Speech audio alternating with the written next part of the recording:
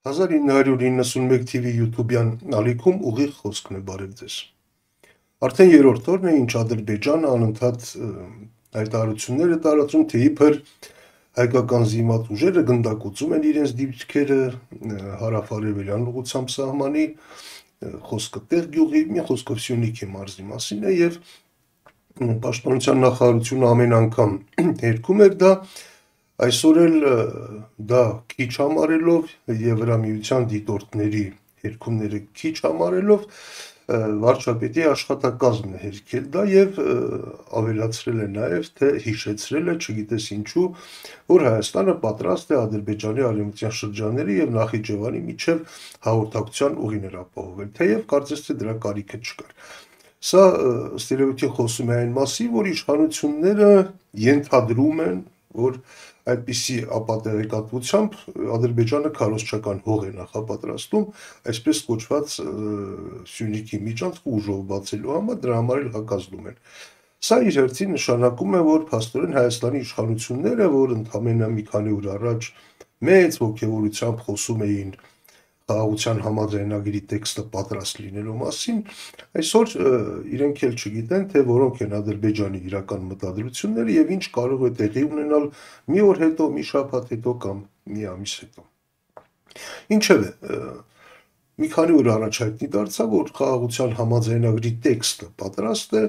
ստորագրման Ադրբեջանից հնչեց այդպիսի հայտարարություն, Հայաստանի իշխանությունները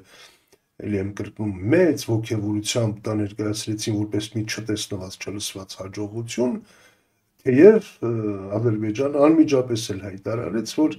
այո, տեքստը համաձայնեցված է, բայց իրենք դա չեն ստորագրելու, մինչև Հայաստանը սահմանադրությունը չփոխի, այսինքն այնպես չի, որ այդ համաձայնեցված փաստաթուղթը դա փաստաթուղթը դառնում է ստորագրելուց հետո, եթե չկա, դա ընդհանրապես տեքստ է, որը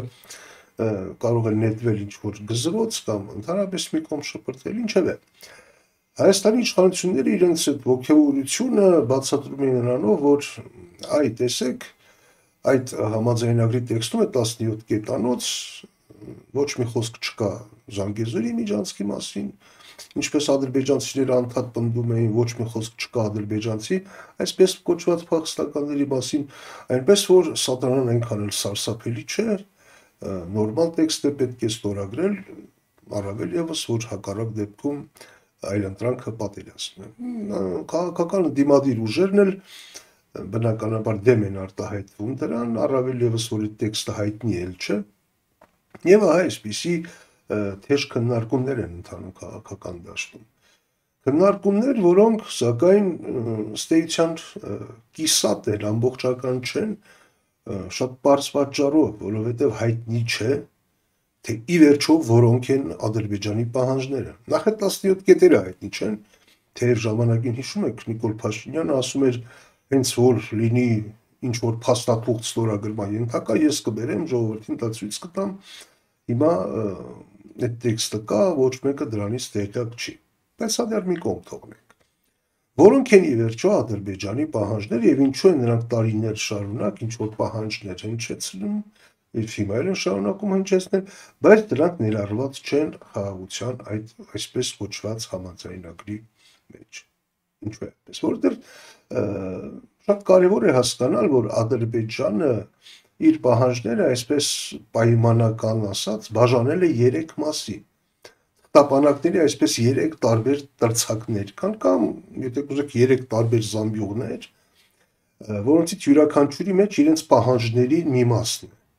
Օրինակ այդ պահանջների մի մասը ներառված է այդ խաղաղության համաձայնագրում։ Մի մասը։ Օրինակ, այն որ պիտի Հայաստանը ետ քաշի միջազգային ատյաններից իր հայցերը Ադրբեջանի դեմ, այն որ սահմանից պիտի երրորդ սահմանի վրա երրորդ ուժեր երրորդ կողմերի ուժեր չտեղակայվեն եւ այլն, դրանք այդ պահանջները եւ բազմաթիվ այլ պահանջներ ներառված են առաջին զամբյուղում։ Երկրորդ զամբյուղում ներառված են այդ փաստաթղթի ընդունման նախապայմանները։ Օրինակ, որ Հայաստանը պիտի փոխի սահմանադրությունը։ Ադրբեջանի վերջերս էլ հոդված հրապարակեցին եւ այնտեղ ավելացրեցին նաեւ որպես նախապայման, որ այդ ռևանշիստական այդ տրամադրությունները բացառվեն, որ ռազմական հանցագործներին, այսպես կոչված հայկական վերադարձնեն, որ բացահայտեն Արցախյան առաջին պատերազմի ժամանակ իրենց անհետ կորածների ճակատագրերը եւ այլն, այսինքն եւս մի քանի պահանջներ այդ երկրորդ զամբյուղում են, որ եթե դուք ուզում եք այն նատալ եւ վերջացնել, դրա նախապայմանը այս երկրորդ զամբյուղն է։ Եվ կա նաեւ երրորդ զամբյուղը, որի հիմքերը այսօր նախապատրաստվում են Բաքվի ռազմական դատարանում։ Այդ դատի ընթացքում այդ ցուցմունքները, որ այնտեղ կորզվում են, այն մասին է, որ իրականում Հայաստանը ագրեսոր երկիր է, որ Ադրբեջանի տարածքներից 7 շրջաններ, Ղարաբաղն էլ հետը, դա Հայաստանն է ագրեսորը, Հայաստանն է այդ ամեն ինչը զինել, այդ կազմակերպել, Հայաստանն է թալանել, այսպիսով Հայաստանը պիտի ներկայացնեն որպես ագրեսիվ երկիր, որպես ֆաշիստական երկիր եւ որպես ռազմական հանցագործությունների մեջ մեղավոր եւ հետագայում հիմքեր ստեղծեն ռեպարացիաների համար, այսինքն նյութական փոխհատուցման համար, նախնական ինչ-որ թվեր արդեն իսկ հնչում են $60 միլիարդ, թեև ավելի մեծ թվեր են ասում եւ այլն եւ այսպես շարունակ։ Այս արդեն Ադրբեջանի պահանջների երրորդ խումբն է, որը նախապատրաստվում է դեռևս։ Հետագայում արդեն եւ ուշադրություն դարձրեք բոլոր այս դեպքերում Զանգեզուրի միջանցքի մասին, ինչպես իրենք են ասում, խոսք չկա։ Ինչու չկա, որովհետև իրենք դա ըստ երևույթին կապում են ոչ թե հաղորդակցության ուղիների վերաբացման հետ, որտեղ իրենց համար անխոչնդոտ հաղորդակցությունը քիչ է։ Եթե այդպես լիներ, վաղուց համաձայնած կլինեին դրան։ Նրանք ուզում են Սյունիքին տիրանալ ամբողջությամբ եւ դրա հիմքը նախապատրաստում են տարբեր ուղղություններով եւ որպես մարդասիրական խնդիրների լուծում, որը համաձայնագրի մեջ կա, դրա տակ հասկանալով այսպես կոչված ադրբեջանցի փախստականների վերադարձը, իրենց տները, նույնիսկ թիվ են ասում մոտ 300,000 մարդ, հիմնականում Սյունիք, եւ այս մասով եւ որպես ռեպարացիաներ, որպես փոխհատուցում այդ ահռելի գումարների նրանք կարող են պահանջել եւ անպայման պահանջելու են ինչ որ այլ փոխհատուցում, օրինակ հանքավայրերի շահագործման իրավունք, որովհետեւ եթե նկատել եք Բաքվի դատարանում շատ մեծ ուշադրություն են դարձնում հատուկ շեշտադրումներով այն հարցերի վրա, որը տասնամյակներ շարունակ իբր թե հայ օկուպանտները Ադրբեջանի տարածքում հանքեր են շահագործել, եւ խոսքով հասկանալի է թե դա ինչի է տեղի ունենում։ Եվ կարծես թե սա ոչ միայն Հայաստանում են հասկանում, այլև դրսում, որովհետև միջազգային տարբեր հեղինակավոր անհատներ արդեն խոսում են, հոդվածներ են գրում եւ հիշատակում են Կիպրոսի օրինակը, թե ինչպես Թուրքիան կարողացավ զավթել Կիպրոսի կղզու մի մասը, հյուսիսային հատվածը, այնտեղ բնակեցնելով աստիճանաբար էթնիկ թուրքերի թիվը ավելացնելով, հետո ներխուժում, հետո ինքնավարություն, հետո ընդհանրապես դա փաստորեն զավթեցին եւ հյուսիսային Կիպրոսը դարձավ չճանաչված հանրապետություն, ամբողջ աշխարհը ոչինչ չի կարողանում անել։ Ահա մոտավորապես այս սցենարն են պահել նաեւ երրորդ զամբյուղի մեջ կամ դրա հիման վրա։ Բայց հիմա իշխանությունները Հայաստանի հասարակությանը, մեր հասարակությանը այնպես են ներկայացնում, թե այսա է, այ միայն այս առաջին զամբյուղն է եւ վերջ այդ խաղաղության համաձայնագիրն է եւ վերջ ստորագրում ենք ու խաղաղությունը հաստատված է, այդպես չի։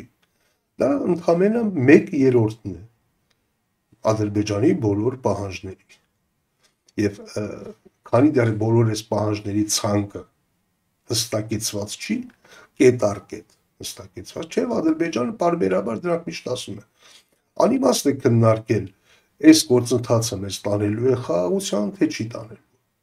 Եթե միայն այդ խաղաղության համաձայնագիրը լիներ, որը այսպես նախ Ադրբեջանը ինչու էր դա ընդունում եւ ինչու էր հենց ընդունելուց հենց նույն օրը հայտարարում, որ միևնույն է չի ստորագրել։ Չէ՞ միայն դա չի, հասկանալի է, որ դա չի եւ պետք է չէր, որ իմիջիալոց որ հրահրի Հայաստանում այսպիսի ռազմական էսկալացիաները ինչ որ բան, որ այ Հայաստանում տեսնեն, որ այնտեղ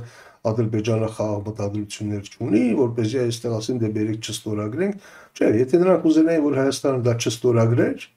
նրանք պարզապես տեքստը կհրապարակեին, արտահաստ կազմակերպեին եւ հասարակությունը կտեսներ, որ դա իսկապես անընդունելի փաստաթուղթ է եւ այստեղ այդ ալիքը կբարձրանա։ Դա չի խնդիրը։ Նրանք պարզապես ուզում են ճնշումների միջոցով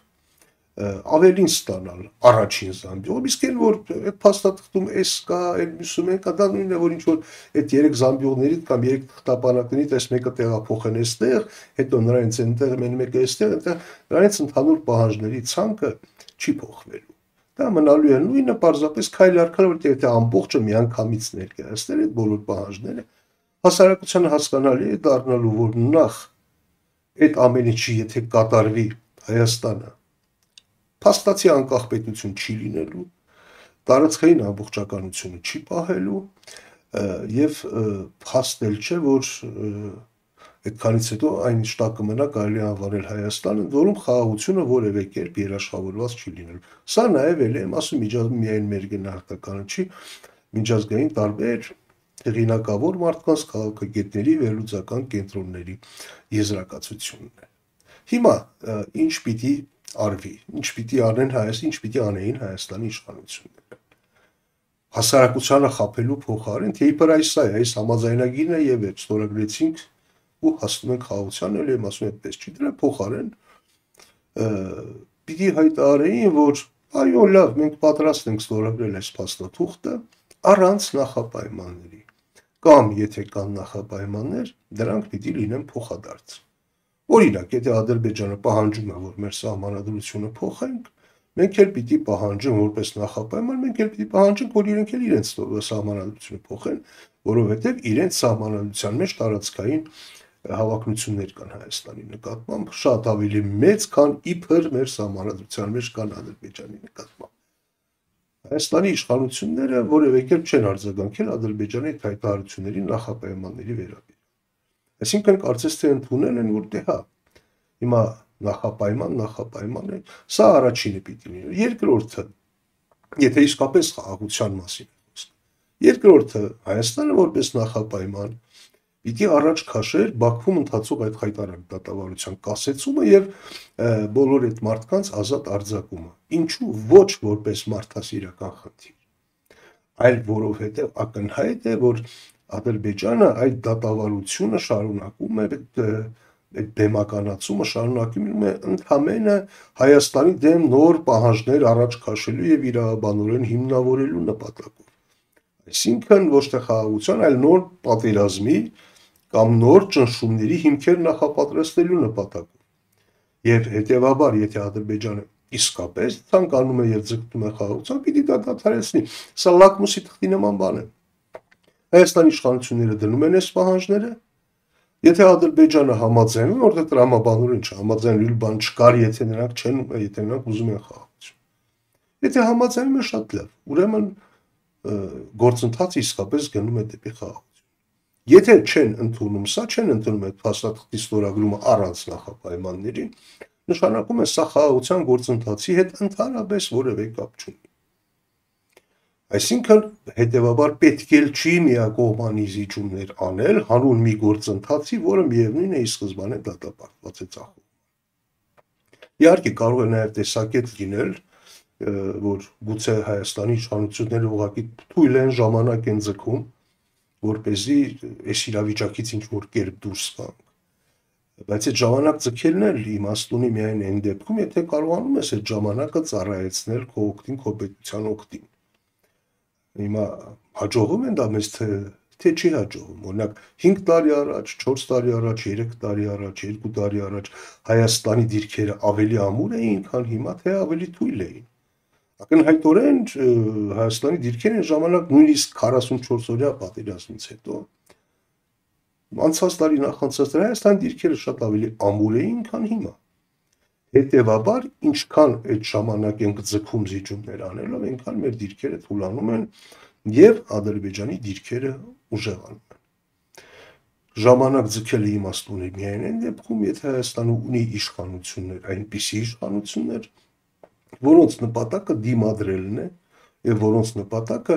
այս իրավիճակից նվազագույն կորուստներով դուրս գալն է եւ ոչ թե ամեն գնով այդ կեղծ խաղաղությունը որպես ապրանք վաճառելով իրենց իշխանությունը վերարտադրել, ինչը ակնհայտորեն այսօրվա իշխանությունների թիվ 1 խնդիրն է։ Հիմա կարծում եմ այս իրավիճակում, երբ իսկապես իրադարձությունները շատ արագ են զարգանում եւ անկանխատեսելիության տոկոսը բավականին բարձր է, այսպես ասենք, ինչ պիտի անի քաղաքական դաշտը։ Քաղաքական դաշտը երևի պիտի շատ արագ խորհրդակցություններ